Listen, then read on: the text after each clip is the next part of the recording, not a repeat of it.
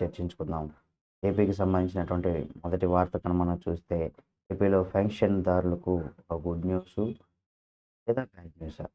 పెన్షన్‌దారులకు సంబంధించి ఒక వార్త మనం చూసినట్లయితే, ముఖ్యంగా ఆంధ్రప్రదేశ్ రాష్ట్రంలో ఉన్నటువంటి ఏదైతే పింఛన్స్ తీసుకుంటూ ఉంటారో, వాళ్ళందరికి సంబంధించి కూడా ఇది కొంత కీలకమైనటువంటిదిగా చెప్పుకోవచ్చు వార్త. తప్పనిసరిగా వీడియోని పూర్తిగా చూడండి. ఆంధ్రప్రదేశ్‌లో పెన్షన్‌కి సంబంధించి కూటమి ప్రభుత్వం కొన్ని మార్గదర్శకాలను కూడా అమల్లోకి తీసుకొచ్చిందని చెప్పుకోవచ్చు. మార్గదర్శకాల్లో పెన్షన్ ఏదైతే ఉందో దాని పంపిణీ మరింత సమర్థవంతంగా చేయడానికి ప్రణాళికలు కూడా సిద్ధం చేస్తూ ఉంది. ఆ రకంగానే ముందుకు కూడా వెళ్తూ ఉందని కూడా చెప్పుకోవచ్చు. మరొక విషయం ఏంటంటే, ఇక నుంచి పెన్షన్ అందుకుంటున్న వారు వరుసగా 2 నెలల పాటు పెన్షన్ తీసుకోకపోయినా, మూడో నెల కూడా 2 నెలల పెన్షన్‌ను కలిపి మొత్తం 3 నెలలు పెన్షన్ ఇవ్వడం జరుగుతుంది కూడా. అంటే బ్యాడ్ న్యూస్ ఏంటి? అదంతా గుడ్ న్యూస్. ఎందుకంటే ఒకవేళ మీకు పెన్షన్ రాని పక్షంలో అలాంటప్పుడు మనం అవన్నీ కూడా చూసుకోవచ్చు. కాకపోతే ఇక్కడ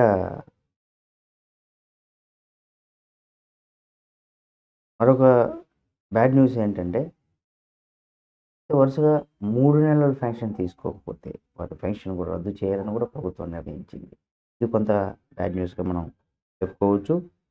ఎందుకంటే 2 నెలల వరకు మూడో నెల తీసుకోకపోతే ఆ పెన్షన్ అనేది కూడా కట్ అయిపోతుంది అనేది మనం కొంత తెలుసుకున్నాం. కాకపోతే ఇక్కడ మూడో నెల కూడా తీసుకోకపోతే అలాంటి పరిస్థితుల్లో తప్పనిసరిగా ఆ పెన్షన్ అనేది కూడా మీకు ఇవ్వడం కావచ్చు, తీసుకోవడం కావచ్చు. ఆ పెన్షన్‌దారులు యొక్క పెన్షన్ తీసుకునే వాళ్ళు ఎవరైతే ఉంటారో వాళ్ళకి ఇంకా అర్హులు కాదు అనే విధంగా కూడా చెప్పడం జరిగింది. అంటే వాస్తవానికి ఏంటంటే పెన్షన్‌దారులు కూడా తప్పనిసరిగా మనం ఒక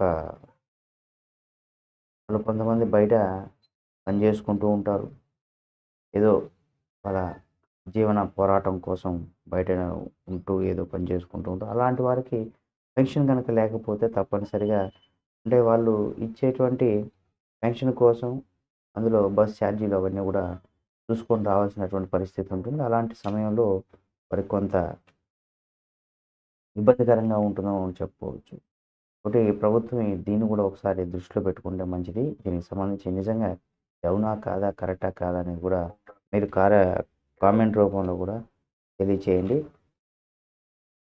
అయితే మళ్ళీ ఇక్కడ మనం చూసినట్లయితే అలాంటి వారు మళ్ళీ పెన్షన్ పొందాలంటే ప్రత్యేక పరిష్కారాలకు రూపొందించాలని వారికి అవకాశం ఇచ్చేలా కూడా ప్రభుత్వం కొన్ని నిర్ణయాలు అంటే ఒకవేళ మీకు పెన్షన్ తీసుకునేటువంటి అవకాశం మీరు ప్రయత్నం చేసినా అంటే 3 నెలలు తీసుకోకపోతే మీకు ఆటోమేటిక్‌గా పెన్షన్ కట్ చేస్తారు కాబట్టి అప్పుడు దానికి సంబంధించి కూడా కొన్ని ఒకసారి అవకాశం ఇచ్చేటువంటి ఆలోచన కూడా ప్రభుత్వం ఉన్నట్టుగా దానికి సంబంధించి కూడా నిర్ణయం తీసుకునే విధంగా కూడా ఒక ప్రయత్నాలైతే చేస్తున్నట్టుగా తెలుస్తుంది.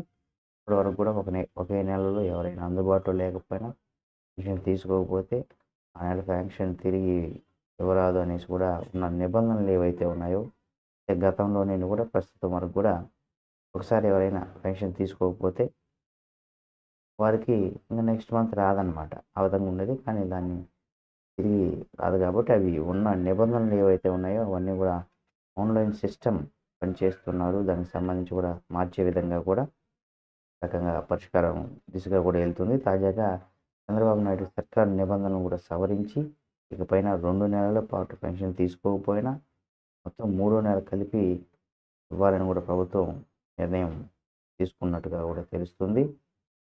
ఈ మార్పుల ద్వారా పెన్షన్ పంపిణీ సులభతరం చేయడంతో పాటుగా లక్ష్యంగా కూడా తీసుకొచ్చేటువంటి అవకాశం ఉంటుంది కాబట్టి ఈ నిర్ణయాన్ని రాష్ట్ర మంత్రి కొండపల్లి శ్రీనివాస్ అధికారికంగా వెల్లడించారు.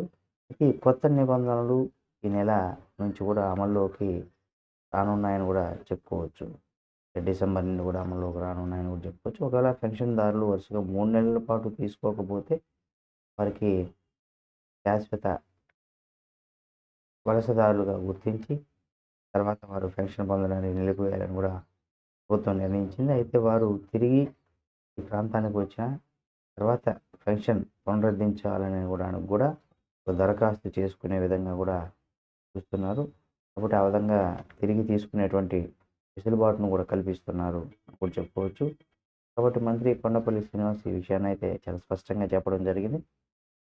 ఇక వృద్ధులు పెన్షన్ తీసుకుంటూ ఉన్నవారు, కుటుంబ యజమాని అకస్మాత్తుగా మరణిస్తే చనిపోయిన వ్యక్తి భార్య వెంటనే వితంతు పెన్షన్ మంజూరు చేయబడుతుందని, అలాగే ఈ మేరకు రాష్ట్ర ప్రభుత్వం సంబంధించిన అధికారులు కూడా ఉత్తర్వులు జారీ చేసిందని కూడా మంత్రి తెలిపారు. జిల్లా స్థాయిలో జిల్లా స్థాయి కావచ్చు, జిల్లా గ్రామీణాభివృద్ధి శాఖ ప్రాజెక్ట్ డైరెక్టర్లు, అలాగే క్షేత్రస్థాయిలో డిఓలు, మున్సిపల్ కమిషనర్లు ఈ చర్యలు తీసుకోవాలని కూడా ప్రభుత్వం ఆదేశించింది. అలాగే ఆంధ్రప్రదేశ్ అసెంబ్లీ ఎన్నికల సమయంలో హామీ ఇచ్చినట్టుగా కూడా అధికారంలోకి వచ్చిన మొదటి నెల నుంచి కూడా కూటమి ప్రభుత్వం పెంచిన పెన్షన్ను లబ్ధిదారులకు అందిస్తుంది. అలాగే ప్రతి నెల 3వ తేదీలోపే పెన్షన్ పంపిణీ ప్రక్రియ అనేది కూడా పూర్తి చేస్తున్నారు అని చెప్పుకోవచ్చు. ఈ రకంగా కూడా ఒక రకంగా